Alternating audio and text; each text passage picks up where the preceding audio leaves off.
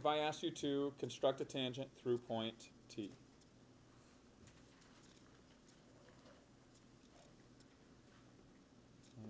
Do you think if I gave you instructions to construct it, that this would work? Is that a tangent through point T using construction tools? No. Okay. Whenever you're asked to do a construction, my expectation is the work that you show in creating the construction is what you are asked to do. And so even if you happen to guess perfectly and you found the tangent, that's not going to count. I need to see all the markings. Okay, does anybody have any ideas on how I can use the relationship we just talked about? Okay, that a tangent and a radius intersect at a right angle, okay, to construct a tangent through this point on a circle. Any ideas on that, Max?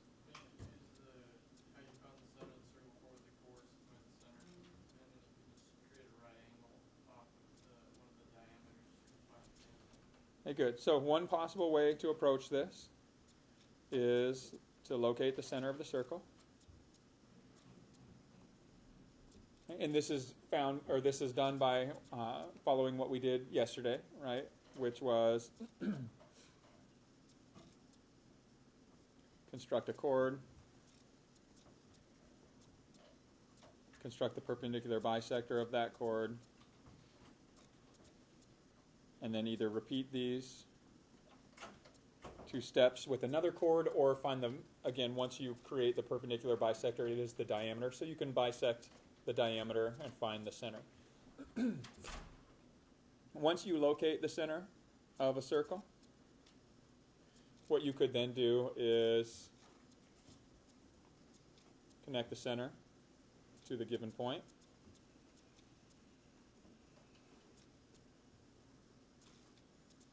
And what you'll really do is extend it through that given point.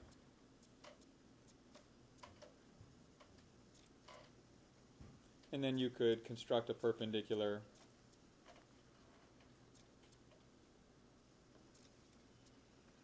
through the point T.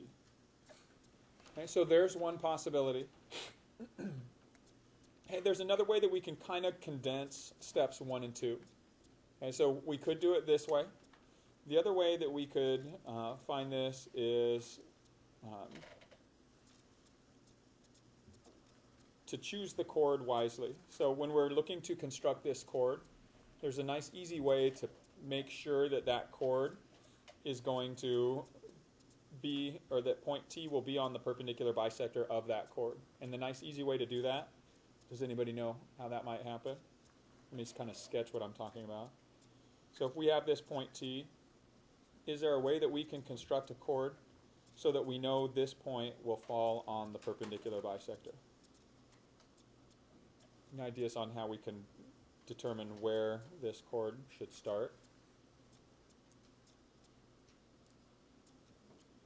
In order for this point T to lie on the perpendicular bisector, what has to be true about the endpoints of this chord and the known point T?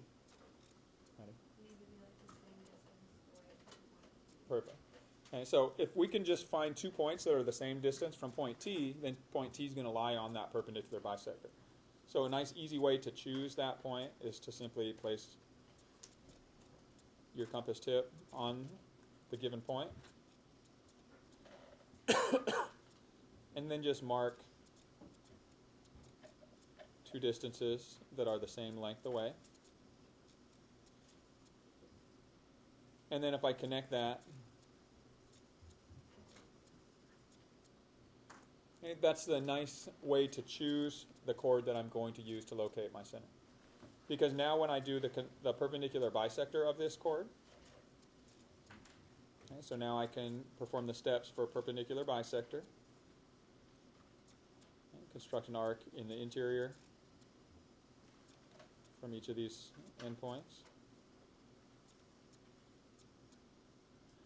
And then when I connect this point T and pass through that intersection, hey, what have I actually created right here? This is the diameter now. So I've gone really specific and I created this chord so that I can construct a diameter. And do I need to know where the radius is in order to find a tangent line? Or I'm sorry, do I need to know where the center is? No, because you know that the radius is simply half of this diameter. So you don't need to find specifically where the center is. You can just jump all the way down now to construct this perpendicular through point T. And in order to do that, what we will need to do is extend our segment, or extend this diameter through. So I'm going to extend this and pass it through point T, because now I'm just going to perform the steps for constructing a perpendicular through a point on the line.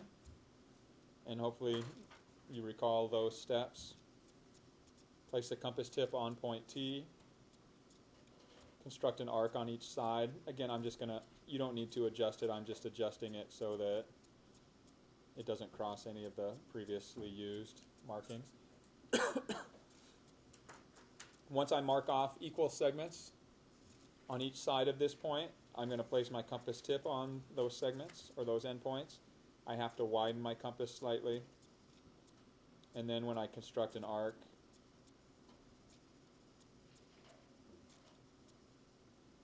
that arc, or the points where those two arcs will intersect, allows me to create my